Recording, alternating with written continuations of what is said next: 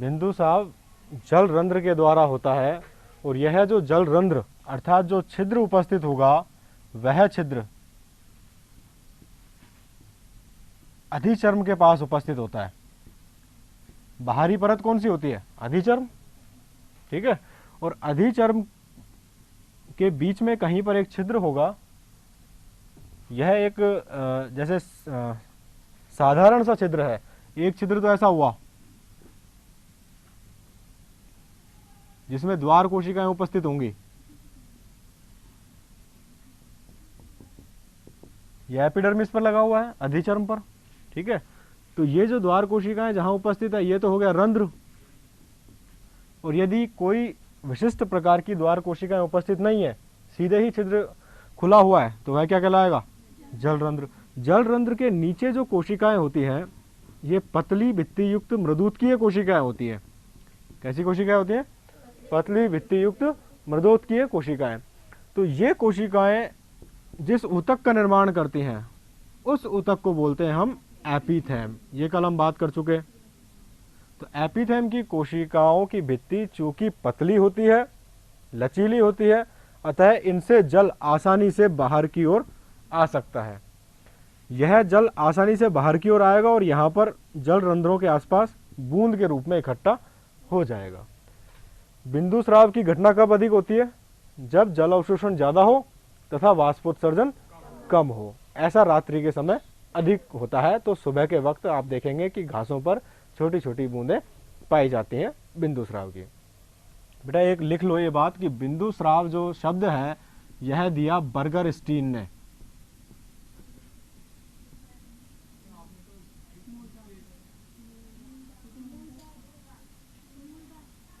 बिंदु स्राव शब्द किसने दिया? बर्गर स्टीन ने। और मूलदाब शब्द किसने दिया? प्रीस्टले ने।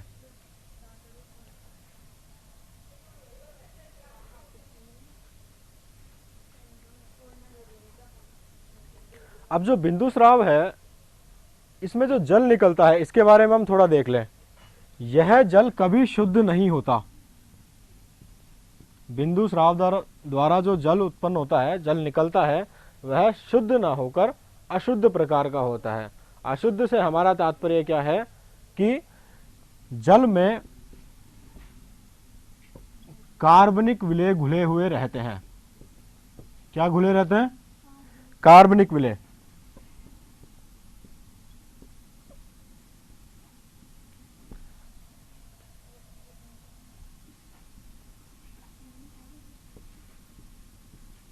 तो यदि एग्जाम में आपके ये सवाल आए कि बिंदु स्राव द्वारा स्रावित जल होता है, नीचे 4 ऑप्शन आ गए। शुद्ध प्रकार का, कार्बनिक विलेय घुलित, इनमें से कोई नहीं, अथवा दोनों प्रकार का। तो क्या लिखेंगे आप? कार्बनिक विलेय घुलित प्रकार का। तो हमेशा ये याद रख लो कि अगर आता है क्वेश्चन तो बिंदु स्राव में जो बिंदु के रूप में जल निकलता है बूंदों के रूप में, वह कार्बनिक विलेयों द्वारा घुलित होता है। ठीक है, नेक्स्ट देखते हैं। अब हम अभी बात करते हैं रंध्र के बारे में। फिर से बात करने वाला था मैं। देखिए हमने बिंदु स्राव से पहले रंध्रों के बारे में बात की थी।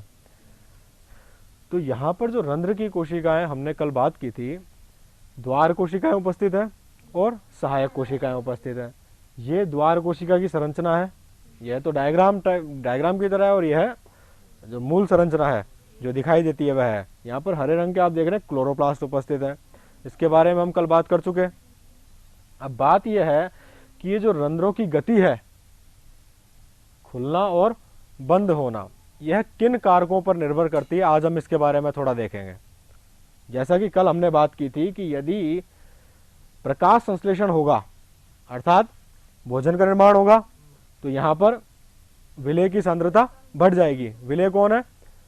स्टार्च या कार्बोहाइड्रेट। सांद्रता बढ़ेगी तो यह सहायक कोशिकाओं से जल ग्रहण करेगी। जल ग्रहण करेगी तो फूलेगी, फूलने की वजह से रंध्र खुल जाएगा। ठीक है, और जब इसमें से जो जल है यह बाहर निकलने लगेगा तब यह शलत अवस्था में आ जाएंगे। जल बाहर निकले या ना निकले, बात यह है कि इसमें जो प्रकाश संश्लेषण द्वारा भोजन का निर्माण हो रहा है वह अभी चल रहा है या नहीं चल रहा है। दिन के समय चल रहा है प्रकाश संश्लेषण हो रहा है, तो फिर क्या होगा, विलेय की जो सांद्रता है बढ़ती जाएगी, जल अंदर जाएगा।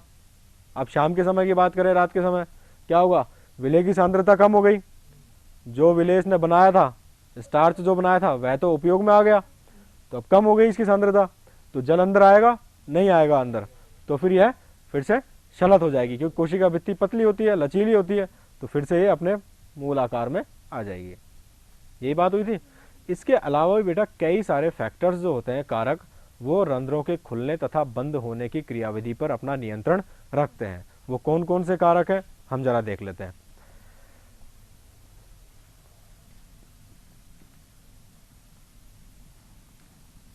जो रंध्र की उपस्थिति है,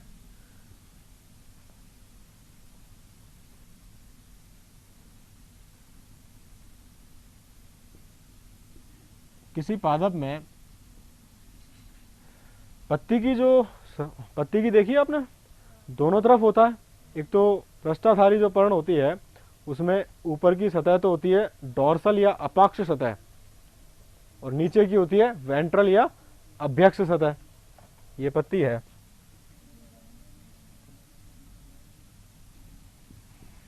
ये ऊपर की सतह, मान लीजिए ये ऊपर की सतह हो गई और ये नीचे की सतह हो गई। ठीक है, जैसे ये अपनी हथेली है, तो हथेली पर ये ऊपर की सतह तो होगी डॉर्सल या अपाक्ष सतह, और नीचे की सतह हो गई कैसी, वेंट्रल या अभ्यक्ष सतह। तो पत्ती की संरचना भी कुछ इस तरीके की होती है पृष्ठाधारी पर्ण की, और जो एक बीज पत्री पत्तियां होती हैं उनकी कैसी होती है, समानांतर। उनकी पत्ती कैसी होती है, इस तरीके की होती है। घास की पत्ती इस तरीके की होती है, गेहूं की, जौ की। तो इन पर क्या है, प्रकाश दोनों तरफ बराबर मात्रा में गिरता है। मान लीजिए हाथ है, सीधा है, अभी इस तरीके से है, ठीक है, तो वेंट्रल सरफेस इधर है, डॉर्सल सरफेस इधर है, तो दोनों तरफ प्रकाश सीधा गिर रहा है, समान गिरेगा लगभग समान मात्रा में, तो वाष्पोत्सर्जन भी समान होगा दोनों तरफ, प्रकाश संश्लेषण भी समान होगा, और प्रकाश संश्लेषण की प्रक्रिया के कारण जो रंध्रों के खुलने और बंद होने की क्रियाविधि है वह भी लगभग समान होगी। तो इस वजह से एक बीजपत्री पत्तियों के दोनों तरफ रंध्र लगभग समान पाए जाते हैं, समान संख्या में पाए जाते हैं। जबकि द्विबीजपत्री की बात करें तो उसमें क्या होगा, ऊपर वाली पर प्रकाश ज्यादा पड़ेगा, और प्रकाश संश्लेषण द्वारा रंध्रों के खुलने और बंद होने की क्रियाविधि आसानी से नियंत्रित की जा सकती है। ठीक है, इसके अतिरिक्त नीचे की जो सतह है वह प्रकाश के डायरेक्ट कांटेक्ट में कम रहती है। ठीक है, तो अब बात यह है कि होना तो ये चाहिए कि ऊपर की ओर रंध्र ज्यादा हो, लेकिन होता यह है कि रंध्र जो होते हैं निचली सतह पर ज्यादा होते हैं। निचली सतह कौन सी है, वेंट्रल या अपाक्ष सतह। रंध्र ज्यादातर कहां होते हैं, अधिक नीचे की तरफ, ऊपर की तरफ रंध्र कम होते हैं। रंध्र ऊपर की तरफ भी होते हैं, दोनों तरफ होते हैं रंध्र तो।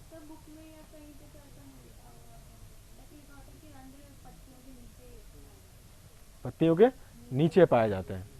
हाँ बोलिए, इसके अभी बताते हैं। जैसा कि आपने पूछा कि जो पत्तियों के निचली सतह पर रंध्र पाए जाते हैं, रंध्र पत्ती की दोनों तरफ पर पाए जाते हैं। ठीक है, बात यह है कि जो ऊपर की तरफ और नीचे की तरफ दोनों की तरफ रंध्र पाए जाएंगे, परंतु जिनकी संख्या है वह समान नहीं होगी। निचली सतह पर रंध्र ज्यादा होंगे, यही मैंने आपको पहले बताया। इसकी वजह क्या है, यहां पर जो प्रकाश जो आएगा सीधा आएगा। ठीक है, तो रंध्र से वाष्पोत्सर्जन अधिक होगा। क्यों, क्योंकि प्रकाश के साथ साथ ऊष्मा भी आती है, ऊष्मा या ऊर्जा, किसके रूप में, हीट के रूप में, तापक्रम के रूप में। ठीक है, तो द्वार कोशिकाएं जो हैं ये इससे डायरेक्टली परोक्ष रूप से प्रभावित हो सकती हैं। ठीक है, इस वजह से निचली सतह पर रंध्र अधिक पाए जाते हैं। तो अनुकूलन हो गया ये, जैसे पारिस्थितिकी अनुकूलन पढ़ते हैं हम, इसी तरीके से यह एक वाष्पोत्सर्जनी अनुकूलन हो गया, रंध्रों का निचली सतह पर ज्यादा पाया जाना। दूसरा वाष्पोत्सर्जनी अनुकूलन का उदाहरण मैं बताऊं आपको, अभी बात करते हैं। दूसरे वाष्पोत्सर्जनी अनुकूलन का उदाहरण जैसे कि मरुद्भिद पादप होते हैं, कैक्टस होते हैं, उनमें रंध्र बहुत कम पाए जाते हैं। इसके अतिरिक्त कम पाए जाने के साथ साथ जो रंध्र होते हैं वह धसे हुए रहते हैं। धसे हुए कैसे? ये ऊपर की ओर निकला हुआ है,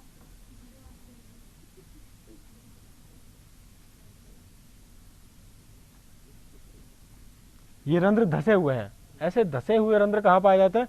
मरुद्भिद पादपों में, जैसे कैक्टस है या जिनको जल कम उपलब्ध हो पाता है। तो यह अनुकूलन किसके लिए है? ताकि जल का वाष्पोत्सर्जन कम हो सके, जल का वाष्पोत्सर्जन कम हो सके। क्यों? क्योंकि उस पादप को जल की उपलब्धता बहुत कम है। तो मरुद्भिद पादपों में पाया जाने वाला लक्षण क्या है? धसे हुए रंध्र। और आपका जो सवाल था कि ये जो पर्ण है इसमें दोनों सतह पर रंध्र पाए जाते हैं, समान मात्रा में नहीं होते हैं। पृष्ठधारी पर्ण में दोनों सतह पर समान न होकर निचली सतह पर रंध्र ज्यादा होते हैं, जबकि समानांतर पत्ती जो कि एक बीजपत्री पादप की पत्ती है उसमें रंध्र की मात्रा या संख्या समान होती है। अब ये खुलते और बंद किस वजह से होते हैं, ये हमने जनरली तो बात कर ली कि स्टार्च की उपस्थिति जब ज्यादा हो जाएगी तो क्या होगा? जल अंदर की ओर आएगा और रंध्र खुल जाएंगे। इसके अतिरिक्त कौन कौन से कारक हैं वो हम बात कर लें। किस कारण? अनुकूलन की बात हुई ना, मैंने बात की। जैसे कि मरुद्भिद पादप है,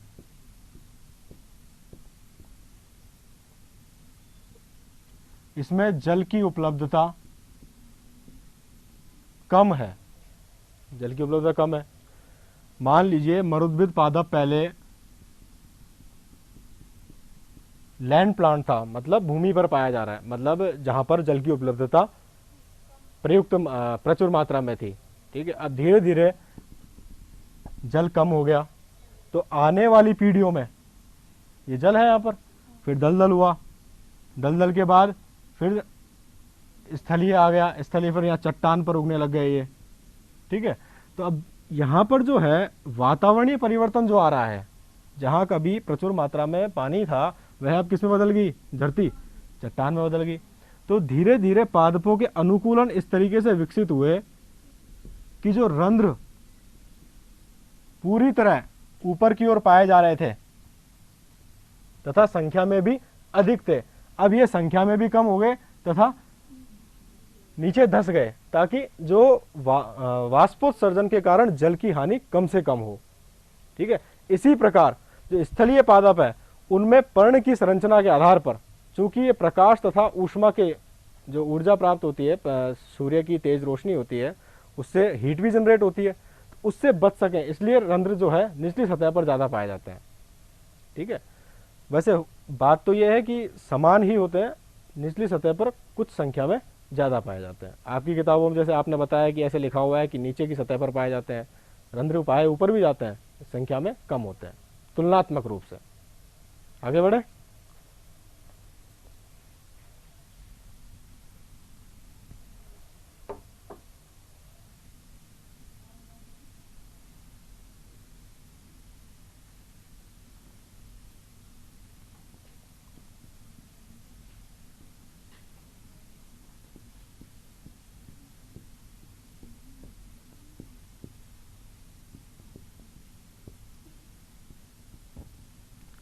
देखिए, जो रंध्र की संरचना है, यह संरचना द्वार कोशिकाओं और सहायक कोशिकाओं से मिलकर बनी होती है। और रंध्र बाहर की तरफ एक्सपोज रहते हैं, उद्भाषित रहते हैं। बाहर की तरफ होती है क्या? एपिडर्मिस। क्या होती है? एपिडर्मिस। एपिडर्मिस के नीचे जो पत्ती की संरचना में हम देखें तो खंभ ऊतक पाया जाता है। कौन सा ऊतक पाया जाता है? खंभ ऊतक। और उसके नीचे होता है स्पंजी ऊतक। और फिर से ये जो है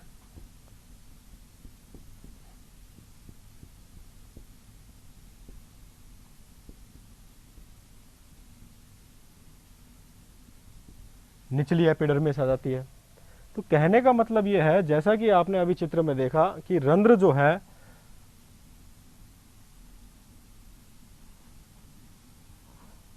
वह चारों ओर से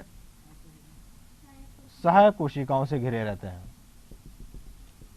अब यदि सहायक कोशिकाओं में किसी भी प्रकार का परिवर्तन होगा सांद्रता में या अन्य किसी प्रकार का, तो डायरेक्टली इफेक्ट करेगा द्वार कोशिकाओं को। ठीक है, अब देखिए हमने बात की थी किसकी, स्टार्च की। स्टार्च कब बनेगा, प्रकाश संश्लेषण होगा। प्रकाश संश्लेषण की क्रिया में क्या क्या उपयोग होता है, CO2 तथा जल, उससे बनता है स्टार्च अथवा भोजन। कल मैंने यह भी बात की थी कि गैसों का विनिमय किस छिद्र के द्वारा होता है, रंध्र के द्वारा। किसके द्वारा होगा, रंध्र के द्वारा। अब मान लीजिए यहां पर वातावरण में CO2 की सांद्रता कम है, या फिर ये जो अंतरकोशिकीय स्थान है जो कि रंध्र के आसपास जो अंतरकोशिकीय स्थान है, यहां पर CO2 की सांद्रता कम हो गई, तो क्या होगा, CO2 कम हो गई तो स्टार्च का निर्माण भी कम हो जाएगा। स्टार्च का निर्माण भी कम हो जाएगा। अब स्टार्च के निर्माण की आवश्यकता है कि स्टार्च निर्माण होता रहे, हमारे पास प्रकाश भी उपलब्ध है, जल भी उपलब्ध है, CO2 कहां से आएगी, वातावरण से। तो पादप को यह चाहिए कि वह वातावरण से अधिक CO2 को अवशोषित करे, अधिक CO2 को अवशोषित करे। चूंकि वातावरण में इनके पास कम सांद्रता हो गई CO2 की, तो वातावरण से लेने के लिए क्या करना पड़ेगा, रंध्रों को खुलना पड़ेगा, रंध्रों को खुलना पड़ेगा। तो कम सांद्रता पर यदि CO2 की सांद्रता कम है तो रंध्र खुलते हैं। लिख लीजिए आप लोग ये, CO2 की पूर्ति के लिए। नंबर 2 देखते हैं हम। देखिए कुछ आयन होते हैं, जैसे कि हमने परिवहन की बात की थी, वहाँ पर सक्रिय परिवहन में या जो विसरण था सुगम विसरण, उसमें देखे थे हमने 3 प्रकार के परिवहन, यूनिपोर्ट, सिम्पोर्ट और एंटीपोर्ट। फिर हमने एक वीडियो भी देखा था, उसमें क्या था कि कुछ आयन तो बाहर जा रहे थे और कुछ आयन अंदर आ रहे थे, ऐसा ही था। अब रंध्रों में क्या होता है कि K positive ion, potassium ion की सांद्रता रंध्रों के खुलने तथा बंद होने की क्रियाविधि पर नियंत्रण रखती है। किसकी सांद्रता, पोटेशियम आयनों की सांद्रता। इसमें यदि पोटेशियम आयन प्रवेश करेंगे द्वार कोशिकाओं में,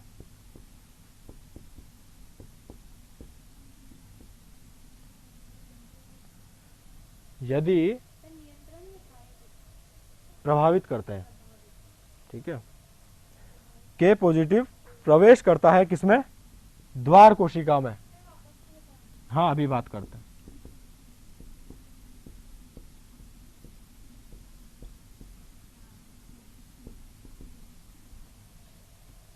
देखिए जो पोटेशियम आयन है, यदि ये द्वार कोशिकाओं में प्रवेश करते हैं, कहां से प्रवेश करेंगे, सहायक कोशिका से, तो यहां पर क्या होगा, आयन की मात्रा ज्यादा हो जाएगी,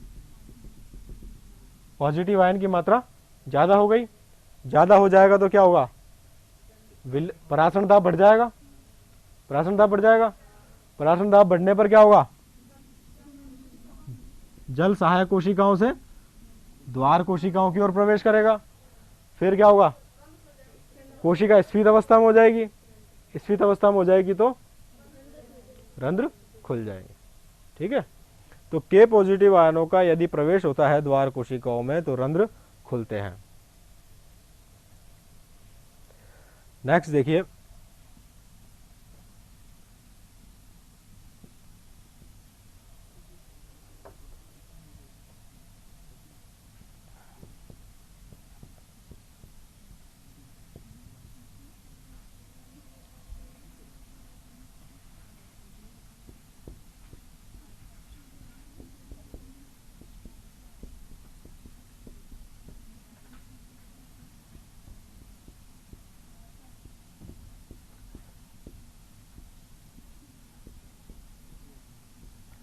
हार्मोन भी रंध्र के खुलने तथा बंद करने की क्रियाविधि पर नियंत्रण रखते हैं। कौन कौन से हार्मोन? देखिए यहां पर क्या है, साइटोकाइनिन जो हार्मोन है वह रंध्र को, इसकी यदि अधिक मात्रा हुई, किसकी? साइटोकाइनिन की, तो रंध्र खुलेंगे। जबकि एब्सिसिक अम्ल इसके विपरीत कार्य करता है। एब्सिसिक अम्ल क्या करेगा? यदि इसकी उच्च सांद्रता हुई तो रंध्र बंद हो जाएंगे। पहले बात करते हैं साइटोकाइनिन की। साइटोकाइनिन, साइटोकाइनिन की मात्रा उच्च हुई तो रंध्र खुल जाएंगे।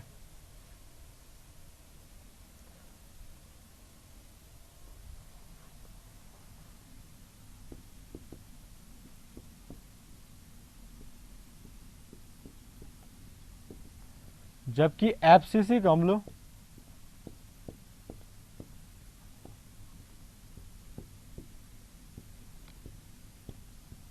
की सांद्रता उच्च होगी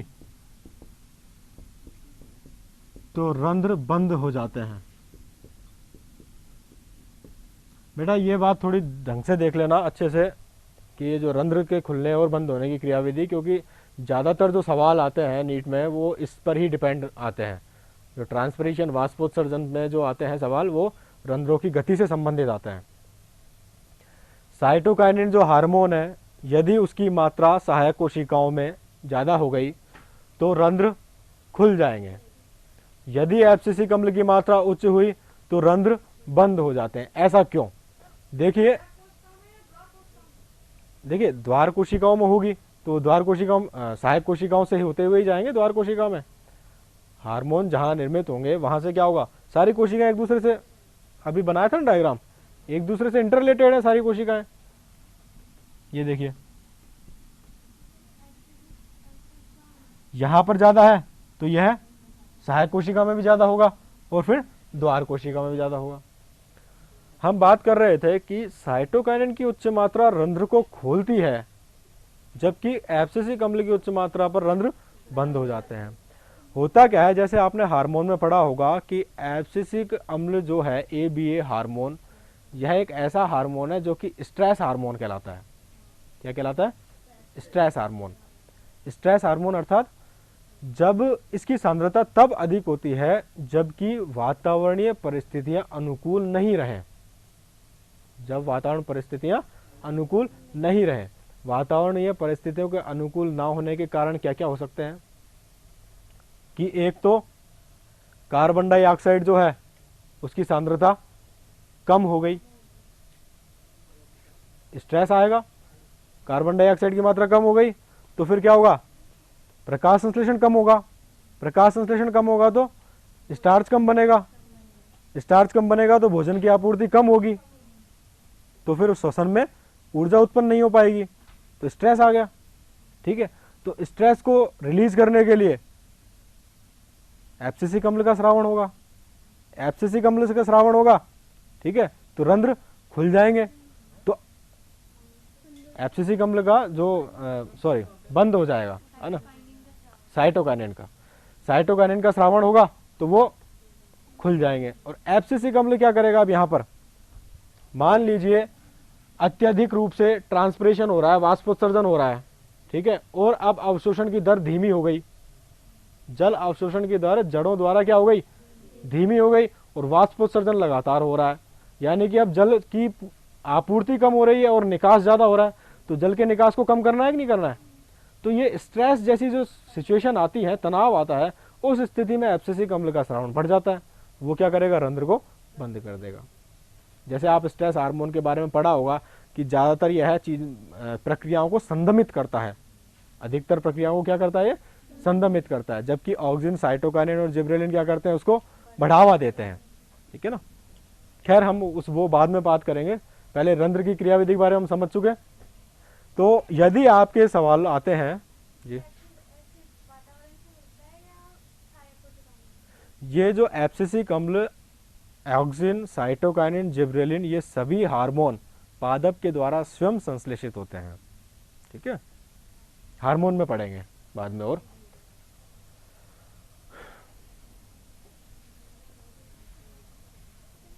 अच्छा, अब ये जो रंध्र के खुलने और बंद होने की जो प्रक्रिया है, यह कल हमने बात की कि दिन में सबसे ज्यादा होगी। दिन में रंध्र हमेशा खुलते हैं, लेकिन बेटा कुछ पादप ऐसे होते हैं जो मांसल पादप होते हैं, उनके रंध्र रात्रि में खुलते हैं और दिन में बंद रहते हैं। कैसे बात करते हैं? यदि आपसे कहे कोई रंध्र के खुलने और बंद होने की क्रियाविधि के बारे में बात करते हैं हम, या हम पढ़े हैं उस बारे में, तो एक बात दिमाग में ये लेके बैठनी है कि CAM पादप, जो कि वास्तव में मांसल पादप होते हैं, क्या होते हैं? मांसल पादप। इनके रंध्र रात्रि में खुलते हैं।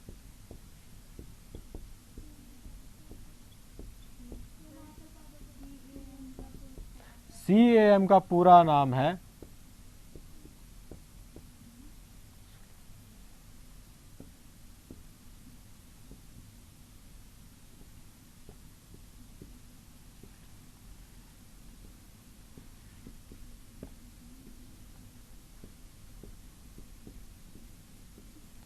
क्रैसुलियन अम्ल उपापचयी पादप। ये जो CAM पादप होते हैं मांसल पादप होते हैं। देखिए इसमें क्या होता है, मांसल पादप, इनमें जो जल होता है वह अत्यधिक सांद्र होता है। इन पादपों की जो संरचनाएं होती है, उन संरचनाओं में जल अत्यधिक सांद्र होता है। किसकी वजह से? विलेयों की अधिक सांद्रता के कारण। अधिक विलेय के कणु इसमें घुले रहते हैं, जिसके कारण ये सांद्र होगा। ठीक है। अब रंध्र जो है यहां पर रात्रि में खुलते हैं, तो रात्रि में क्या होगा?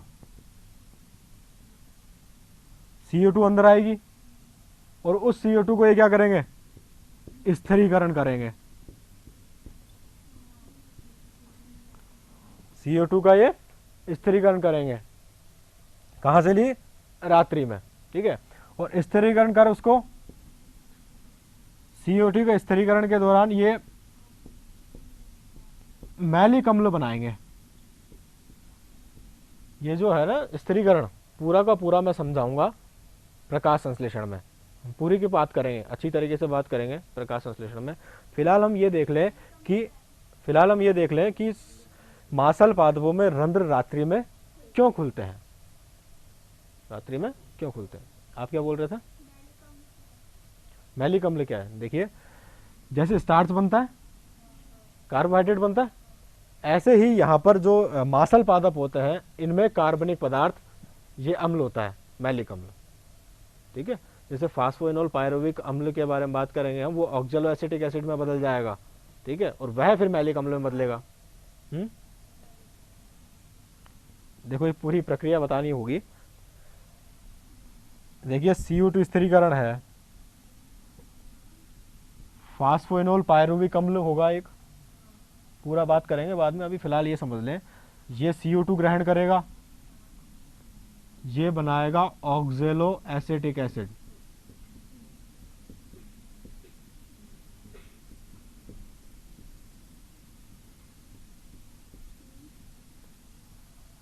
कन्वर्ट हो जाएगा। फिर यह ऑक्जेलो एसिटिक एसिड मैलिक अम्ल में रूपांतरित हो जाता है। मैलिक अम्ल में रूपांतरित होने के दौरान H पॉजिटिव आयन निकलते हैं। क्या निकलते हैं? H positive ion. मैंने आपसे बात की थी कि जो K पॉजिटिव आयन है, यदि ये रंध्र में द्वार कोशिका में प्रवेश करेंगे तो क्या होगा?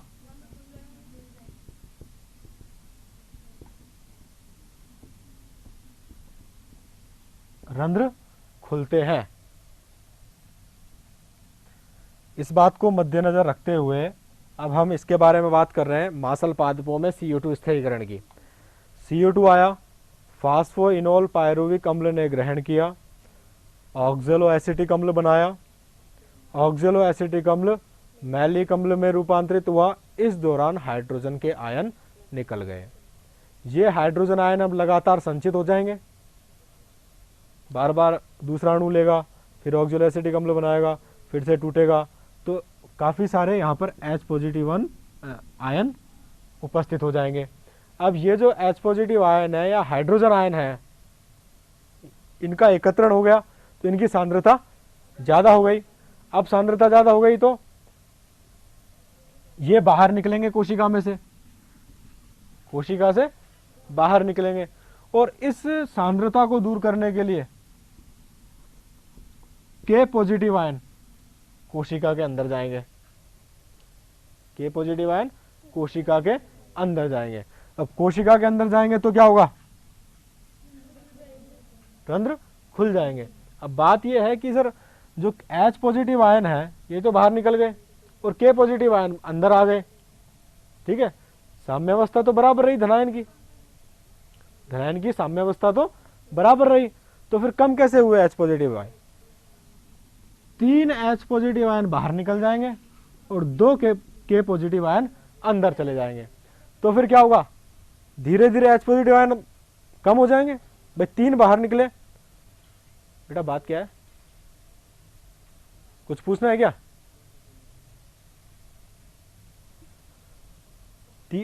3 बाहर निकले और 2 अंदर गए, तो नेट क्या हो रहा है, H+ बाहर निकल रहा है, धनायन की मात्रा धीरे धीरे कम होती जा रही है, ठीक है। तो इस अवस्था को संतुलित करने के लिए, हाइड्रोजन आयनों को बाहर निकालने के लिए K+ आयनों के अंदर प्रवेश की आवश्यकता होती है, जिसके फलस्वरूप K+ आयन अंदर जाते हैं और रंध्र खुल जाते हैं। इतनी बात समझ आई?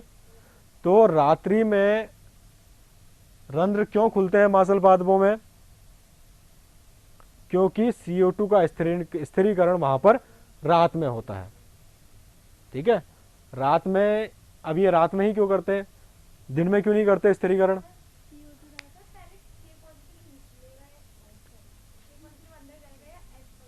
पहले H+ बाहर निकलेगा, जैसे हमने देखा था उस दिन वीडियो में।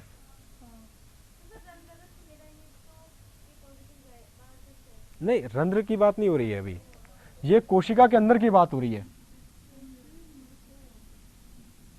ये रंध्र है, ये कोशिकाएं हैं चारों तरफ, सहायक कोशिकाएं, ठीक है, और फिर ये सहायक कोशिका भी दूसरी पर्ण मध्योतक कोशिकाओं से घिरी हुई है, ठीक है। CO2 आ रही है, आ गई CO2 अंदर, ठीक है। तो फिर अब क्या होगा, यहां पर इन कोशिकाओं में स्थिरीकरण हो जाएगा, इन कोशिकाओं में ये स्थिरीकरण हो जाएगा, और यही कोशिकाएं जो यहां पर कार्य हो रहा है प्रकाश संश्लेषण का, वही कार्य कहां हो रहा है, रंध्रों में। देखा था क्लोरोप्लास्ट है रंध्रों में, देखा था ना। तो अब क्या होगा, यहां पर मैलिक अम्ल बना, H+ ज्यादा हो गया, H+ बाहर निकला और K+ अंदर आ गया। संतुलित करने के लिए 3 H+ बाहर निकले और 2 K+ अंदर आ गए, तो नेट जो है धनायन की कमी होती जा रही है, परंतु विलेय की सांद्रता भी बढ़ती जा रही है और रंध्र खुले रह रहे हैं।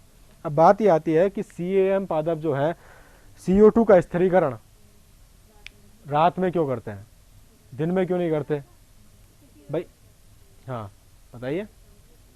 देखिए मैं बताता हूँ, CO2 का जो स्थिरीकरण है यहाँ पर मांसल पादपों में यह मैकेनिज्म पाई जाती है, प्रक्रिया किसकी वजह से, अनुकूलन की वजह से, पारिस्थितिकी अनुकूलन की वजह से, क्योंकि यह जो वातावरण में CO2 कब इकट्ठी हो जाती है, रात्रि में।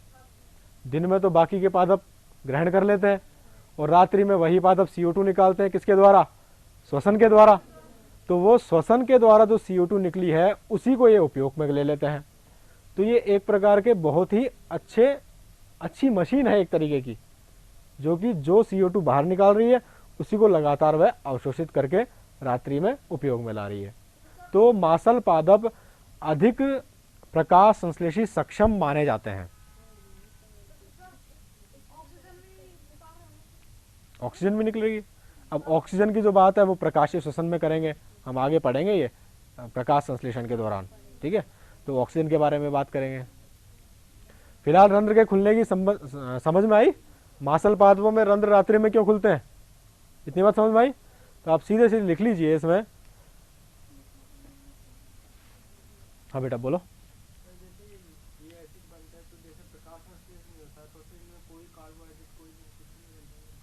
इसमें जो कार्बनिक पदार्थ है, देखिए कार्बोहाइड्रेट जो है कार्बनिक पदार्थ है। हम जनरली ये बात करते हैं सामान्यतः प्रकाश संश्लेषण के द्वारा कार्बनिक पदार्थ का निर्माण होता है।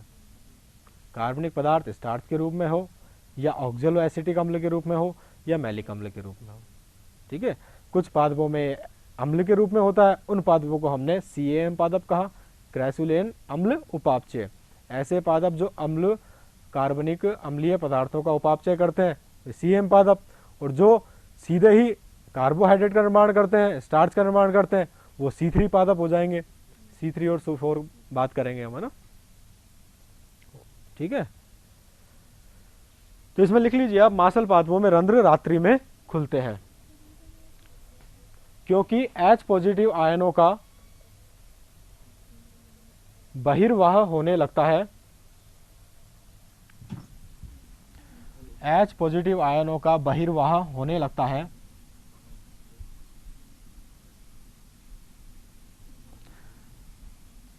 जिसे संतुलित करने हेतु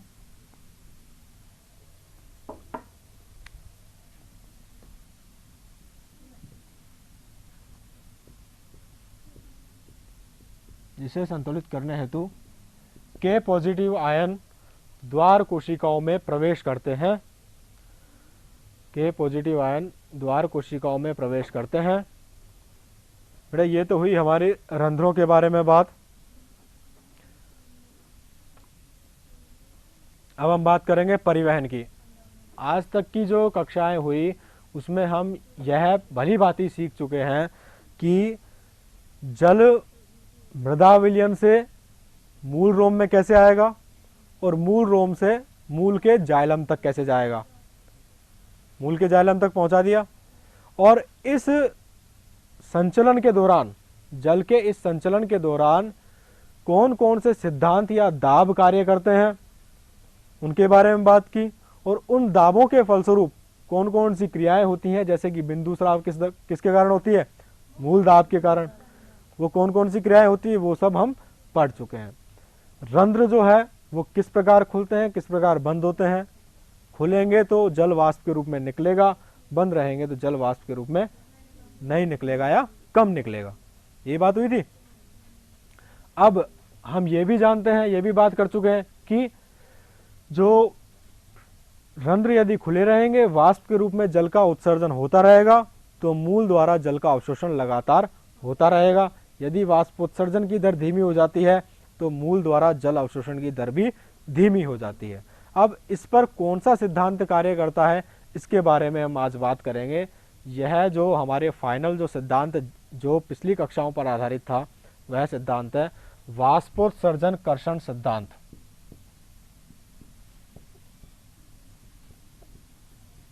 या इसको सीधे शब्दों में कहें वाष्पोत्सर्जन संसंजन तनाव सिद्धांत।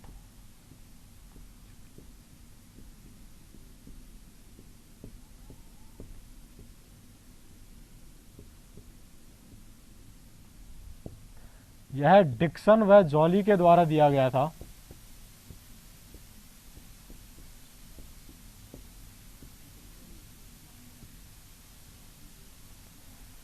वाष्पोत्सर्जन संसंजन तनाव सिद्धांत किसके द्वारा दिया गया, डिक्सन एवं जॉली के द्वारा।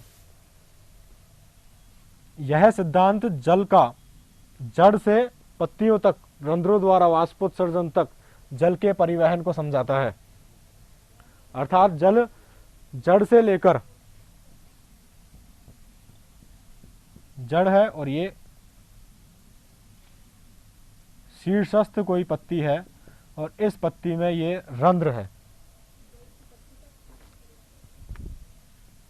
ये रंध्र है। रंध्र के रूप में जल वाष्पोत्सर्जन द्वारा बाहर जा रहा है। हम लोग पहले की कक्षा में मृदा विलयन से मूल रोम से होते हुए जाइलम तक जल के गमन को पढ़ चुके हैं, एपोप्लास्टिक तथा सिम्प्लास्टिक मार्गों द्वारा। अब बात हमें करनी है कि ये जाइलम तक पहुंचने के पश्चात, अब ये सीधा खड़ा हुआ है पादप, तो ऊपर की ओर जल का गमन जो पत्ती है उसके पर्णवृंत तक और पर्णवृंत से अंदर रंध्र द्वारा, रंध्र तक, और रंध्र से फिर जल वाष्प के रूप में बाहर निकल जाएगा। किसके द्वारा होगा? हम लोग अच्छी तरीके से जानते हैं कि यह जल का परिवहन होता है जाइलम के द्वारा। जाइलम तक जल पहुंच चुका है एपोप्लास्टिक तथा सिम्प्लास्टिक मार्गों द्वारा। अब आगे ये कैसे बढ़े? जैसे कि हम पानी को यदि छत पर पहुंचाना हो घरों में, तो क्या करेंगे? मोटर लगाएंगे। मोटर सक्शन या चूषण क्षमता होनी चाहिए मोटर में। जितनी ज़्यादा चूषण क्षमता होगी वह उतना ही दाब लगाएगी और पानी ऊपर की ओर बढ़ता चला जाएगा। यही सिद्धांत है, ठीक है। तो यदि अभी हम मान लीजिए यहाँ पर कोई छिद्र है, यहाँ पर कोई छिद्र है और लगातार उस छिद्र से पानी हम बाहर निकालते रहें, तो क्या एक प्रकार का तनाव बनेगा, एक दाब बनेगा, जिसकी वजह से जल लगातार ऊपर की ओर निकल जाएगा। कभी कभी हम जो पानी है या कोई द्रव है तो उसमें एक छोटी नली लेते हैं, पतली व्यास की, कम व्यास की, और उसको मुंह से थोड़ा सा पानी खींचते हैं, उसके बाद उसको एक दो बार करते हैं, फिर वो लगातार पानी का खिंचाव बन जाता है और पानी लगातार है जो नीचे आने लग जाता है। पर ऐसा ऊपर से नीचे की ओर होता है, क्योंकि वह जो दाब हमने लगाया, चूषण क्षमता का उपयोग जो हमने किया, वह दाब बहुत कम होता है। इसकी वजह से पानी ऊपर से नीचे की ओर तनाव के रूप में आता रहता है। एक बार शुरू हो गया तो वो लगातार आता रहेगा। तो जल के जो अणु हैं, वो ये जो जल का जो तनाव बना रहता है, जल एक प्रवाह के रूप में लगातार ऊपर या नीचे की ओर चला जाए, यह क्यों होता है? क्योंकि जल के जो अणु होते हैं उनमें एक प्रकार का गुण पाया जाता है जिसे हम कहते हैं संसंजन बल। संसंजन बल, संसंजन क्या होता है? जब समान प्रकार के अणु होते हैं एक ही माध्यम में,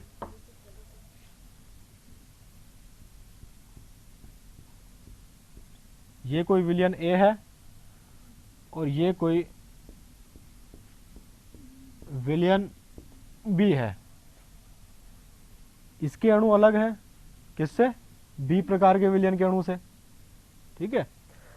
तो यहां पर जो विलयन हम देख रहे हैं, इसके अणु आपस में एक बल द्वारा आकर्षित रहते हैं। इसके द्वारा, एक बल के द्वारा आकर्षित रहते हैं। इस बल को हम कहते हैं संसंजन बल। यदि दो समान अणु एक दूसरे की तरफ आकर्षित हो तो उस प्रक्रिया को क्या कहेंगे हम? संसंजन। मान लीजिए ये दोनों विलयनों को मैं एक साथ मिला दूं यहां पर, और यहां पर ये नीले वाले अणु भी आ जाएं, फिर भी ये लगातार दोनों साथ साथ प्रवाह कर रहे हैं। यह विलयन साथ साथ प्रवाह कर रहा है। तो इसका मतलब क्या हुआ कि दो भिन्न प्रकार के जो अणु हैं, काले रंग के और नीले रंग के, दो भिन्न प्रकार के अणुओं के मध्य कोई आकर्षण बल कार्य कर रहा है। तो वह जो बल होगा वह कहलाएगा आसंजन बल।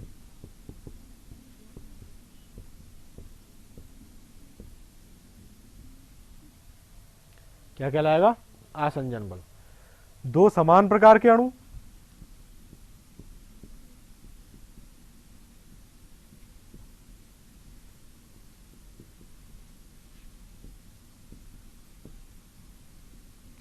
और यह भिन्न अणुओं,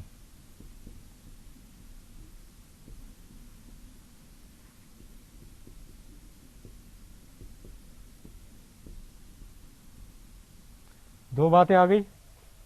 यानी कि अब जो जाइलम के द्वारा जो जल जाएगा,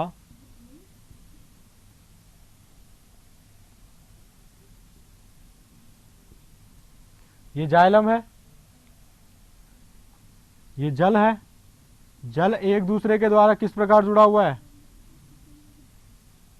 संसंजन बल के द्वारा। किसके द्वारा? संसंजन बल के द्वारा सारे अणु आपस में जकड़े हुए हैं और वे एक साथ ही गमन करते हैं। और जाइलम के द्वारा यह जल जा रहा है, यानी कि उसके चारों ओर वातावरण किसका है? जाइलम का। तो जाइलम के जो अणु है वो किसके बने हैं? जाइलम जो है कोशिका भित्ति का बना हुआ है, उसमें सेल्यूलोज, पैक्टिन इत्यादि पदार्थों का जमाव है। तो वो जल से भिन्न अणु हो गए, परंतु वे एक दूसरे के मध्य आकर्षण का कार्य करते हैं। वो कौन से बल के द्वारा? आसंजन बल के द्वारा। तो कहने का मतलब ये है कि संसंजन और आसंजन बलों के फलस्वरूप जल जाइलम के द्वारा गमन कर सकता है। जल किसके द्वारा गमन कर सकता है? जाइलम के द्वारा गमन कर सकता है। परंतु अब सबसे आवश्यक बात क्या है? दाब। वह दाब कहां से उत्पन्न होगा? वह दाब उत्पन्न होगा वाष्पोत्सर्जन कर्षण के द्वारा। किसके द्वारा? वाष्पोत्सर्जन कर्षण के द्वारा। जब कर्षण का यहां पर तात्पर्य है खिंचाव। वाष्पोत्सर्जन के कारण जो खिंचाव उत्पन्न होता है उसके द्वारा तथा आसंजन व संसंजन बलों का उपयोग करते हुए यदि जल जड़ के जाइलम से पत्ती के पर्ण मध्यों तक से होता हुआ रंध्रों से होता हुआ वाष्प के रूप में बाहर निकल जाए तो वह सिद्धांत किस नाम से जाना जाता है? वाष्पोत्सर्जन संसंजन तनाव सिद्धांत किसने दिया? डिक्सन व जॉली ने। अब ये तीनों बल किस प्रकार कार्य करते हैं स्लाइड में देखते हैं। देखिए ये पादप है, ये पादप की आंतरिक संरचना, पॉज कर दीजिएगा। ये पादप की आंतरिक संरचना, ये जड़ है, जड़ में मूल रोम है, ये मूल रोम दिखाई दे रहा है, चारों तरफ मृदा विलयन है, ठीक है। अब यहां पर जो मूल रोम है ये अधिचर्म हो गई, वल्कुट हो गया, अंतस्त्वचा, परिरम, और यहां पर ये तने का जाइलम। यहां तक जल चला गया था सिम्प्लास्टिक और एपोप्लास्टिक मार्गों द्वारा।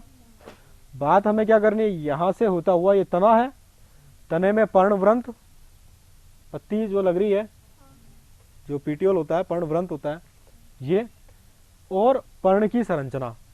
पर्ण की संरचना ऊपर अधिचर्म, खंभु तक, स्पंजी मृदु तक, वही अधिचर्म और वही रंध्र, ठीक है।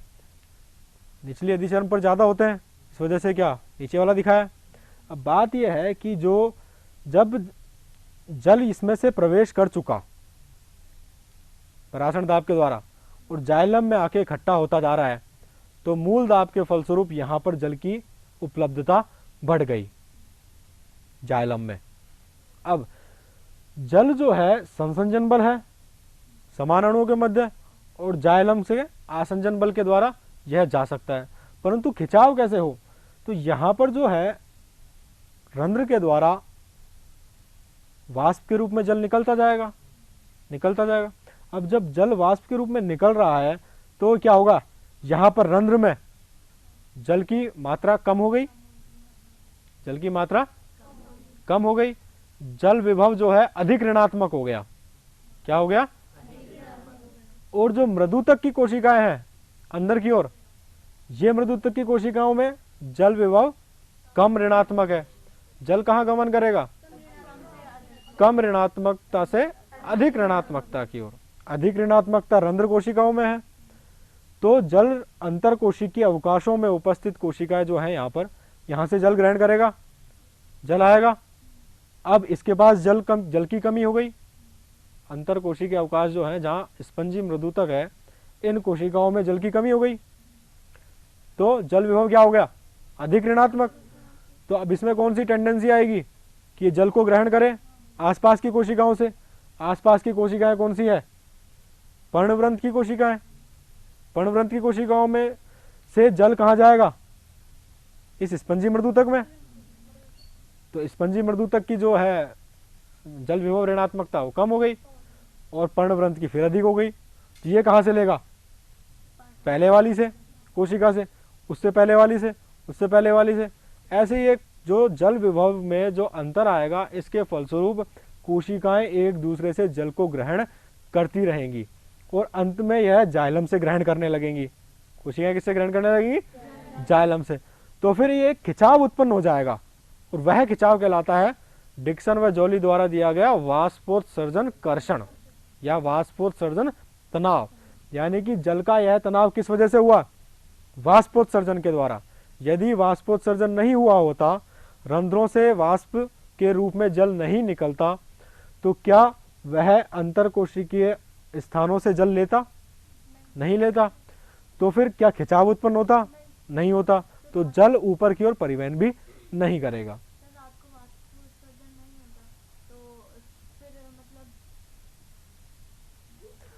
रात को, आपका जो सवाल है, रात को वाष्पोत्सर्जन नहीं होता या कम मात्रा में होता है, ठीक है, परंतु जल अवशोषण लगातार होता रहता है, ठीक है, तो मूल दाब तो उत्पन्न होता रहेगा। वाष्पोत्सर्जन कम हो रहा है तो जल की मात्रा ज्यादा हो गई। यदि पादप छोटा है जैसे कि घास है तो मूल दाब के कारण, कम दाब के कारण बिंदु स्राव के रूप में जल निकल जाएगा, ठीक है, परंतु ये ऊंचे पादप हैं तो मूल दाब जो है वो कम होता है, इस वजह से जल ऊपर की ओर नहीं चढ़ पाता, ठीक है। तो उस आपके सवाल का जवाब किसमें है? बिंदु स्राव में। इसमें चलें आगे, प्ले प्लीज। अब देखिए यहां पर ये जल आ रहा है, ये जल बढ़ता जा रहा है, यहां पर बढ़ गया, तो यहां पर ये जाइलम में बढ़ता जा रहा है। तो अब चूंकि ये जल की उपलब्धता लगातार आ रही है तो देखो ऊपर की ओर जल जाएगा। कैसे जाएगा? लेकिन अब ये जो है यहां पर वाटर एंट्री हो गई, पहले हम बात कर चुके, जल जा रहा है, ये आ गया एपोप्लास्टिक या सिम्प्लास्टिक मार्ग से, यहां तक आ गया, जाइलम तक गया, ये जाइलम में आ गया। जाइलम की जो, जाइलम किससे जुड़ी हुई है? पर्णवृंत की शिराओं से, ये पर्णवृंत की शिराओं से जल यहां आ गया। अब पॉज कीजिएगा, यहां पर लिखा हुआ है एग्जिट ऑफ वाटर वेपर, बाहर निकले जल, जल बाहर निकला तो यहां पर जल की कमी हो गई। जल कहां से आया? इन एयर स्पेसेज में, अंतरकोशिकीय स्थानों में से। अंतरकोशिकीय स्थानों ने कहां से लिया जल? इन मृदुकीय कोशिकाओं से। ये मृदुकीय कोशिका किसकी है? पर्ण की, परंतु ये पर्ण किससे जुड़ी है? पर्णवृंत द्वारा। तो कहां से लेंगी जल को? पर्णवृंत से। तो ये जो खिंचाव लगातार चलता रहेगा, इसकी वजह से लगातार पानी ऊपर से, नीचे से ऊपर की ओर आता रहेगा, और इसी खिंचाव के कारण जो दाब है उसकी वजह से मूल द्वारा भी जल अवशोषण की गति तेज हो जाती है, जल अवशोषण की गति तेज हो जाती है और लगातार जल वाष्पोत्सर्जित होता रहता है। Play please. तो ये देखिए इस प्रकार ये जल जो है बाहर निकलता रहेगा, निकलता रहेगा, ठीक है। अब ये जो हमने बात की, इसमें दो प्रकार के सवाल उत्पन्न होते हैं, दो प्रकार के सवाल उत्पन्न होते हैं। नंबर एक तो जो इन्होंने बोला कि रात्रि के समय जब वाष्पोत्सर्जन की दर धीमी हो जाती है, वाष्पोत्सर्जन की दर धीमी हो जाती है तो जल ऊपर की ओर कैसे जाएगा? वाष्पोत्सर्जन की दर धीमी होने पर भी जाइलम में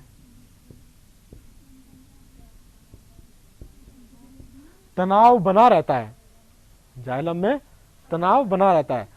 क्यों? क्योंकि जल एक निरंतर खंड के रूप में जाइलम में उपस्थित है, अभी कहीं ब्रेक नहीं आया है, क्योंकि जो जड़ है, जड़ के जाइलम में जल की उपलब्धता हमेशा उपस्थित है। तो जल यहां उपस्थित है, अभी वाष्पोत्सर्जन की दर धीमी हुई तो जल ऊपर की ओर भी धीमी गति से बढ़ेगा। जब दिन के समय रंध्र खुल जाएंगे, दर तेज हो जाएगी तो तेज गति से निकलेगा, तो दर का इसमें फर्क पड़ेगा। नंबर दो बात, जब जल हम लगातार भेजते हैं पाइप में से, जब मोटर द्वारा या जल आता है पाइप में से, तो उसमें बुलबुले आते हैं, बुलबुले आते हैं। कभी कभी जो है यदि हवा जो है, वायु, जिसमें मूल में जो क्या होता है, श्वसन भी लगातार होता रहता है, श्वसन के फलस्वरूप कौन सी गैस निकलती है? ऑक्सीजन। ऑक्सीजन एक वायु है, तो यह बुलबुले के रूप में उपस्थित हो सकती है जाइलम में। और जब बुलबुला आ गया, बीच में यहां पर बुलबुला आ गया, तो फिर जल की निरंतरता टूट जाएगी, या फिर जो जाइलम की जो वाहिकाएं हैं अथवा वाहिनिकाएं हैं, वहां से जो जल जा रहा है वहां पर क्या होगा? वह ब्लॉक कर देगा इसको, गैस का बुलबुला जल को जाने नहीं देगा या फिर रुक जाएगा। देखा हो ना अपने मोटर में भी, जो ट्यूब होता है, पाइप होता है, उसमें से पानी आता है तो रुक रुक कर आता है फिर, और उसी दौरान जो है यदि ऊपर से नीचे भी आ रहा है, अगर पानी ऊपर से नीचे भी अगर आप मोटर के द्वारा दे रहे हैं तो क्या होगा? मोटर बंद कर दे, एक बार चल गया पानी तो फिर धीरे धीरे कम गति से आने लग जाता है, क्योंकि दाब ऊपर से नीचे की ओर गुरुत्वाकर्षण बल के कारण आएगा, परंतु गति धीमी हो जाएगी क्योंकि मोटर ने काम करना बंद कर दिया है। परंतु यदि उसमें वहां बुलबुला आ जाता है तो जलखंड की निरंतरता खत्म हो जाती है, जलखंड की निरंतरता खत्म हो जाएगी। निरंतरता खत्म हो जाएगी तो जल का प्रवाह रुक जाएगा। बेटा आप सुन रहे हैं ना, जल का प्रवाह रुक जाएगा। तो अब इसके लिए कौन सी प्रक्रिया है जिसकी वजह से बुलबुला दूर किया जा सके? तो यह हम एक पारिस्थितिकी अनुकूलन कह दें कि जाइलम की जो वाहिनिकाएं होती हैं उनमें गर्त पाए जाते हैं। आपने कोशिका भित्ति की संरचना पढ़ी होगी तो वहां पर आपने पढ़ा होगा प्राथमिक गर्त, द्वितीय गर्त पढ़े, प्लाज्मोडेस्माटा भी पढ़े। तो इन गर्तों में मान लो ये गर्त है, बीच में छिद्र है, बीच में छिद्र है, तो यह जो वायु का बुलबुला है वो इनके द्वारा रिप्लेस हो जाता है, वायु का बुलबुला इनके द्वारा ग्रहण कर लिया जाता है और जल निरंतर चलता जाता है। यदि फिर भी अगर यह ब्लॉक हो जाता है, यहां पर फिर भी यह ब्लॉक हो जाएगा, तो वाहिका के बगल में क्या होती है? वाहिनिकाएं। ये वाहिनिकाएं जो है लगातार जल का आगे की ओर गमन करने में सहायक होती है। यदि आपके एग्जाम में आए कि यदि वाष्पोत्सर्जन कर्षण के दौरान गैस का बुलबुला या वायु का बुलबुला आ जाता है तो निम्न में से क्या इफेक्ट होंगे? 4 ऑप्शन दे दिए, तो आपको क्या देखना है, उसमें क्या ढूंढना है? गर्त ढूंढने हैं।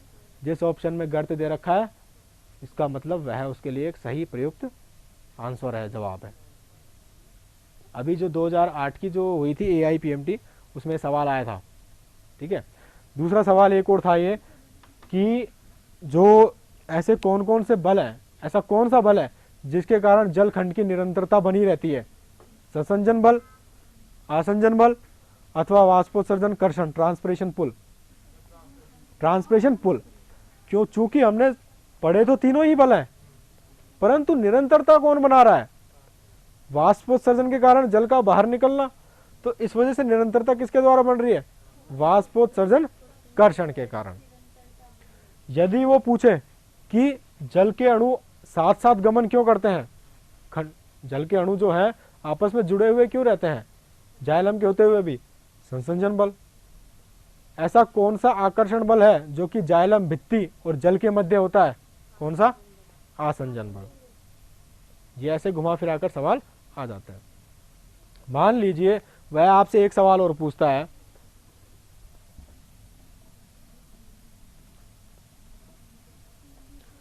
मान लीजिए एक सवाल और पूछता है कि रंध्र जो है, रंध्र में वाटर पोटेंशियल या जल विभव है -10 बार।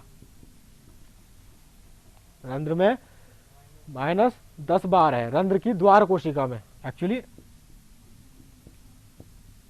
किसमें? द्वार कोशिका में जल विभव कितना है? -10 बार। और पर्णवृंत की किसी कोशिका में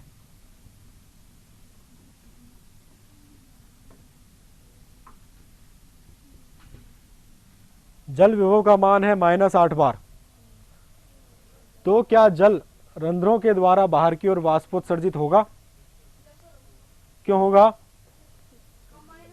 क्योंकि जल हमेशा कम ऋणात्मक से अधिक ऋणात्मकता की ओर गमन करता है। तो और यही बात अगर उल्टी हुई तो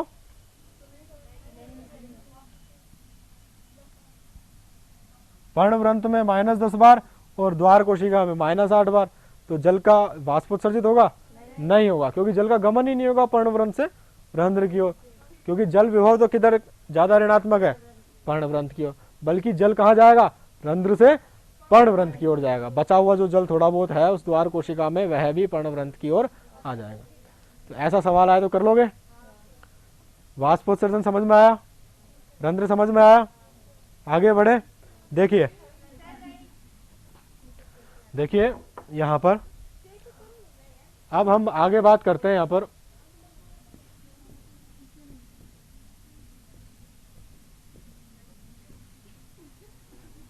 कार्बनिक पदार्थों का स्थानांतरण।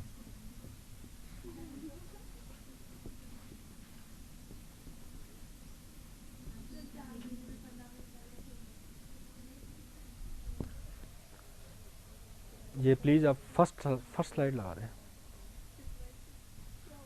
यहाँ पर देखिए, जब हमारी कक्षा की शुरुआत हुई थी तब हमने बात की थी कि हमें दो बातें पढ़नी है। पादपों में दो मुख्य रूप से परिवहन होता है, दो प्रकार का, एक तो जल का और एक कार्बनिक पदार्थ का।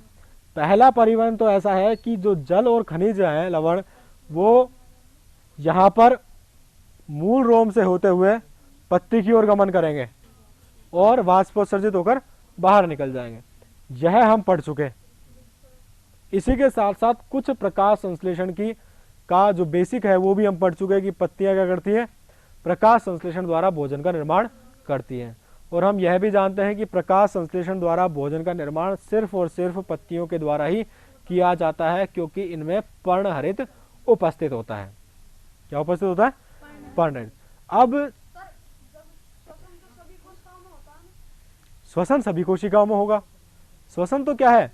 बने हुए खाद्य पदार्थ का या भोज्य पदार्थ का अपघटन, जिससे हमें ऊर्जा प्राप्त हो। ठीक है। और प्रकाश संश्लेषण जो कि सिर्फ हरे पादपों में पाया जाता है, वह क्या है? भोजन का निर्माण। हम मनुष्य हैं या जीव जंतु हैं, जंतु के किस पर निर्भर हैं? पादपों पर। प्रत्यक्ष या अप्रत्यक्ष रूप से हम सभी जीव जंतु, सभी जो जीवन है वो किस पर निर्भर है? पादपों पर, क्योंकि जो भोजन प्राप्त होता है वह पादपों से ही प्राप्त होता है। मान लीजिए कोई मांसाहारी प्राणी है, वो सिर्फ जंतुओं का ही भोजन करता है, परंतु जिस जंतु का वह भोजन करेगा वह जंतु भोजन किससे प्राप्त करेगा? पादप से। तो ऊर्जा तो प्रत्यक्ष अथवा अप्रत्यक्ष रूप से किससे आनी है? पादप से। और पादप में ऊर्जा कहाँ बनती है या भोजन का निर्माण कहाँ होता है? पत्तियों में। परंतु श्वसन तो तना भी करेगा और जड़ की मूल रोम कोशिका भी करेगी। तो यहाँ पर जो श्वसन करेगा उसको ऊर्जा की आवश्यकता है। श्वसन के द्वारा जो ऊर्जा मिलेगी वह ऊर्जा कहाँ से आएगी? भोज्य पदार्थों से। तो यह जरूरी है कि भोज्य पदार्थ पत्तियों से होते हुए सारे के सारे पादप संरचना में उनका डिस्ट्रीब्यूशन हो, वितरण हो। ठीक है। तो कहने का मतलब है बनी हुई शर्करा पूरे पादप में जानी चाहिए। ये बात समझ में आई? तो अब यह किस प्रकार जाती है वो हम आगे अध्ययन करेंगे। जल जो है, जल कहाँ उपस्थित है? नीचे। तो जल का प्रवाह कहाँ होगा? नीचे से ऊपर की ओर। परंतु भोजन कहाँ उपलब्ध है? ऊपर की ओर। तो और जरूरत कहाँ है? नीचे की ओर। तो कहाँ प्रवाह होना चाहिए? ऊपर से नीचे की ओर।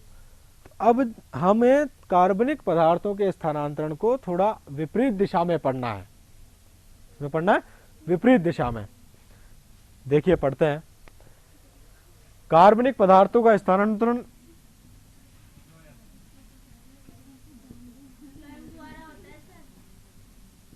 पत्तियां और नीचे क्या है? जड़। भोजन कहाँ है? पत्तियों में। जाएगा कहाँ? जड़ की ओर। बेटा यहाँ पर हम दो शब्दों का प्रयोग करेंगे, एक तो स्रोत तथा दूसरा सिंक। ऐसी संरचना जहां से भोजन उपलब्ध हो पाता है वह कहलाएगा स्रोत। और जहां पर जाएगा, जहां पर उस भोजन पदार्थ की आवश्यकता है वह कहलाएगा, क्या कहलाएगा? सिंक। तो जड़ के साथ साथ यहां पर सिंक क्या हुआ? तना। बहुत ही छोटा टॉपिक है, अभी कर लेते हैं इसे अभी, क्योंकि अभी ये चल रहा है ना, फिर बाद में ये हो नहीं पाएगा। बहुत ही छोटा टॉपिक है। पत्तियों से, स्रोत से कार्बनिक पदार्थ कहाँ जाएंगे? सिंक की ओर। और कार्बनिक पदार्थ में क्या होगा? वो हम अब तक उसे किस नाम से पुकारते आ रहे हैं? विलेय के रूप में। ठीक है बेटा। इस स्थानांतरण से संबंधित एक परिकल्पना दी थी मुंच ने। एक वैज्ञानिक थे, उनका नाम था मुंच। मुंच ने एक परिकल्पना दी, दबाव प्रवाह परिकल्पना।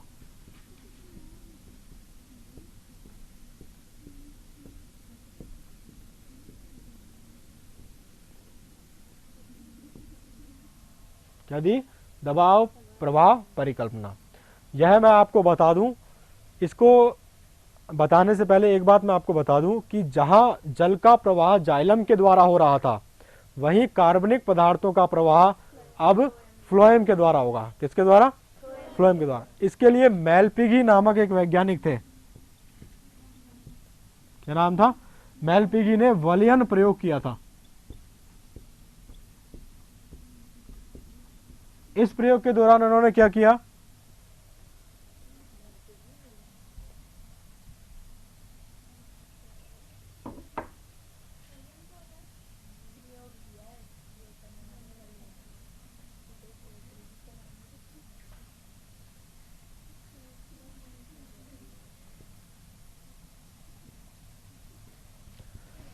बेटा ये कोई गमला था और इस गमले में कोई पादप लगा हुआ है। पादप की ये जो तना है, मान लीजिए क्या है? तना। तने के बीच में से कहीं से तने में जड़, थोड़ी जड़ जो है, जहां पर जड़ शुरुआत होगी उससे थोड़ा ऊपर, उससे जस्ट थोड़ा ऊपर, जैसे ये है तो ये जड़ है, तो यहां पर इन्होंने क्या किया? तने पर चारों ओर से जो है इसको छील दिया, चारों ओर से छील दिया, और सिर्फ बीच का जो भाग था, बीच के भाग में क्या होता है? जाइलम, सिर्फ उसको उन्होंने रहने दिया। यह साबित करने के लिए कि कार्बनिक पदार्थों का स्थानांतरण जाइलम के द्वारा होता है, क्योंकि पहले यही माना जा रहा था कि जैसे जल का स्थानांतरण होता है जाइलम के द्वारा, उसी प्रकार कार्बनिक पदार्थों का स्थानांतरण भी होता होगा जाइलम के द्वारा। परंतु इन्होंने प्रयोग किया तो इन्होंने ये इसको छील दिया, सिर्फ जाइलम जाइलम रह गया। तो कुछ समय पश्चात इन्होंने देखा कि यहां पर आकर तने का ये जो भाग है, इस वलयन से थोड़ा ऊपर, यह फूल जाता है। क्या हो जाता है? फूल जाता है। ये ऊपर का भाग जो है फूल जाता है। अब इसके आधार पर मेलपिगी ने क्या निष्कर्ष निकाला कि चूंकि उन्होंने जाइलम को यहां पर उपस्थित था, परंतु कार्बनिक पदार्थ कहां आ रहे हैं? ऊपर से नीचे की ओर, और जल जा रहा है नीचे से ऊपर। तो जल जाने की जो घटना है उस पर कोई फर्क नहीं पड़ा, जबकि जो कार्बनिक पदार्थ पत्ती से नीचे की ओर आ रहा है, ऊपर से नीचे की ओर, जैसे कि अभी हमने स्लाइड में देखा था, ऊपर से नीचे की ओर आ रहा है, तो यहां पर क्या होगा? अब इसे जाने के लिए कोई रास्ता नहीं मिला। जाइलम कार्बनिक पदार्थ का स्थानांतरण नहीं कर पाता है, अतः इसे जाने के लिए रास्ता नहीं मिला, तो यहां पर आकर यह विलय इकट्ठा हो गया। इकट्ठा होने की वजह से सांद्रता बढ़ी और जल भी यहां पर आ गया, तो जिस वजह से यह जो सिरा है फूल गया। ठीक है, तो इस आधार पर उन्होंने यह निष्कर्ष निकाला कि जाइलम द्वारा कार्बनिक पदार्थों का स्थानांतरण ना होकर फ्लोएम द्वारा होता है। किसके द्वारा होता है? तो हम मेलपिगी के वलयन प्रयोग द्वारा इस निष्कर्ष तक पहुंच गए कि जाइलम की कार्बनिक पदार्थों का स्थानांतरण फ्लोएम के द्वारा ही होता है। नेक्स्ट देखिए, अब यह फ्लोएम के द्वारा किस प्रकार होता है? जैसे हमने जाइलम के द्वारा देखा, जाइलम के द्वारा जल का परिवहन हो रहा है, परंतु उसके लिए कौन से दाब रिस्पॉन्सिबल है, उत्तरदायी है? कौन से दाब उत्तरदायी है? विसरण दाब, जल विभव, परासरण दाब, इन सब के बारे में हमने पढ़ा। जल विभव जो है उसकी वजह से फाइनली हमने ये देखा कि जल विभव की वजह से जाइलम में जल ऊपर की ओर जाता रहता है। अब फ्लोएम में कार्बनिक पदार्थ नीचे की ओर कैसे आएगा? उसके लिए भी किसी दाब की आवश्यकता पड़ेगी, किसी न किसी दाब की आवश्यकता पड़ेगी। दाब की एक हम बात कर सकते हैं कि गुरुत्वाकर्षण दाब तो है ही। यदि किसी चीज को मैं ऊपर फ्री छोड़ दूं तो नीचे आके गिर जाएगी। किस वजह से? गुरुत्वाकर्षण की वजह से। और कार्बनिक पदार्थ को कहाँ आना है? ऊपर से नीचे ही तो आना है, तो गुरुत्वाकर्षण के कारण आ सकता है। परंतु बेटा बात यह है कि जो स्थानांतरण हो रहा है ऊपर से नीचे की ओर, यह एक मुक्त अवस्था में नहीं हो रहा है। यह किसके अंदर हो रहा है? एक बंद तंत्र के अंदर हो रहा है। पादपों के अंदर पूरा तंत्र बंद है, पत्ती के अंदर जो कोशिकाएं हैं उनमें स्टार्च का निर्माण हो रहा है, तो वहां पर गुरुत्वाकर्षण बल प्रभावी नहीं रहेगा। तो ऐसा कोई बल की जरूरत होगी जिससे कि कार्बनिक पदार्थ पत्ती में इकट्ठे हो गए तो अपनी धीरे धीरे नीचे आ जाए। तो इसके लिए मुंच ने एक परिकल्पना दी, दबाव प्रभाव परिकल्पना। इसमें उन्होंने एक प्रयोग किया। वो प्रयोग क्या था? एक बड़ा बीकर ले लिया, इसमें 2 बल्ब रख दिए और आपस में उनको एक नली द्वारा जोड़ दिया।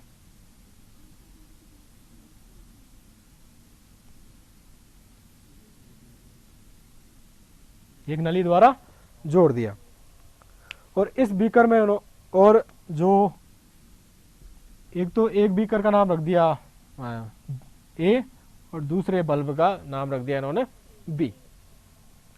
ए नामक बल्ब में इन्होंने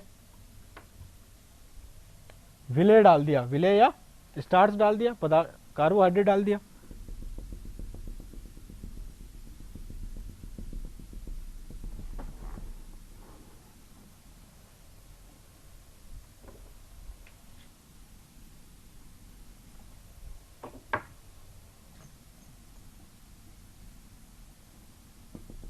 विलेय डाल दिया ए बल्ब में और इस तंत्र को इस बीकर में रख दिया और बीकर में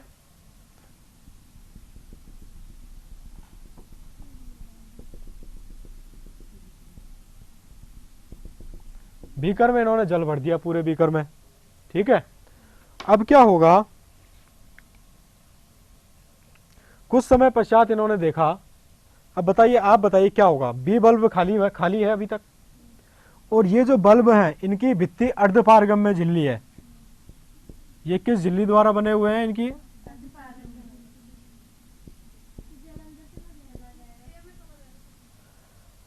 तो क्या होगा, अर्धपारगम्य झिल्ली है।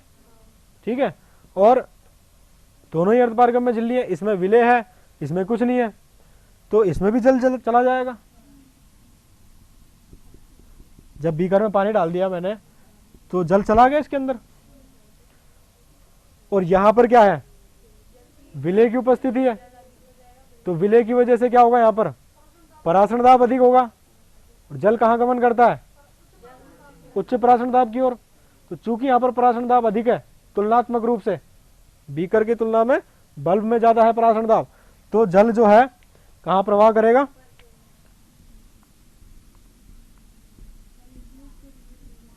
इस बल्ब में प्रवाह करेगा। तो अब क्या हो गया, जल भी अंदर आ गया और इसमें भी जा रहा है, बी बल्ब में भी जा रहा है। अब जब अर्धपारगम्य झिल्ली द्वारा जल निरंतर प्रवेश कर रहा है, क्यों निरंतर प्रवेश करेगा, क्योंकि इसमें परासरण दाब अधिक है। परासरण दाब अधिक है तो निरंतर प्रवेश करता जाएगा। अब क्या होगा, इसके आयतन में वृद्धि हो जाएगी, आयतन वृद्धि होगी, ये पानी आता जा रहा है तो आयतन में वृद्धि हो जाएगी। आयतन में वृद्धि होगी तो जल और विलयन जो भी है, विलेय और जल सहित जो विलयन है वो इस नली में ऊपर की ओर चढ़ने लगेगा। किसके साथ साथ, जल के साथ साथ। ये पूरा विलयन अब यहां पर चढ़ने लगा तो अत्यधिक दबाव पड़ता गया तो जल विलयन ऊपर आता जा रहा है और धीरे धीरे इस बल्ब के द्वारा किसमें आ गया, बी में।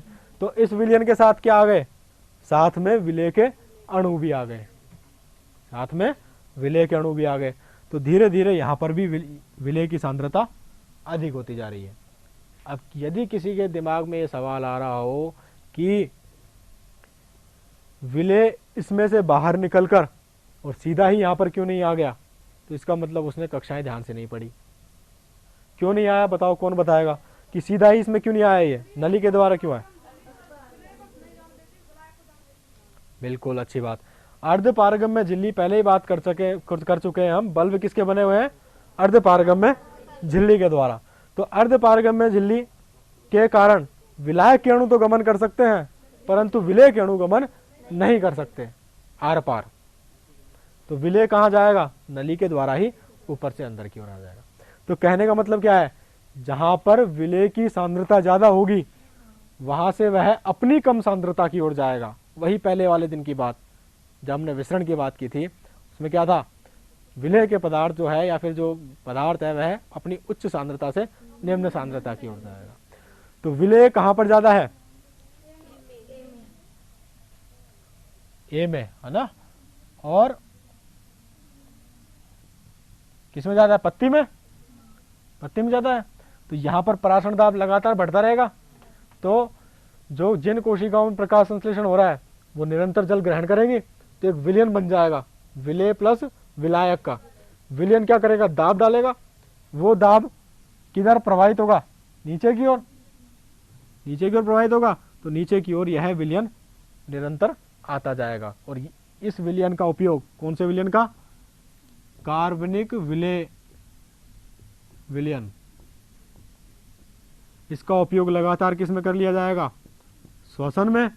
और श्वसन के द्वारा ऊर्जा ग्रहण की जाएगी और जड़ तथा तने भी सुचारू रूप से पत्तियों की तरह कार्य करते रहेंगे। इनकी उपापचय क्रियाएं भी लगातार होती रहेंगी। तो ये जो मुंच ने परिकल्पना दी, इसने ये कहा कि विलय के कारण परासरण दाब बढ़ता है और इस दबाव के कारण, किस दबाव के कारण, विलायक के दबाव के कारण। दबाव किसका पड़ रहा है यहाँ पर, पहले तो विलेय पदार्थ की वजह से दाब था जिसकी वजह से विलायक आने लग गया। अब यह विलायक दाब लगा रहा है जिससे इसके आयतन में वृद्धि हो। आयतन वृद्धि हो नहीं पाएगी, ऊपर की जगह जगह खाली है, तो नली में से विलयन प्रवेश करता जाएगा। प्रवेश करेगा तो जहां पर कम है विलेय की सांद्रता वहां पर जाएगा। तो कार्बनिक पदार्थ विलेय की उच्च सांद्रता जो कहां पर है, स्रोत पर, पत्ती पर, से विलेय की निम्न सांद्रता सिंक, तने व पत्ती की ओर विलेय पदार्थों का गमन होने लगता है। किस परिकल्पना के अनुसार, दबाव प्रवाह परिकल्पना के अनुसार, जिसे किसने दिया, मुंच ने।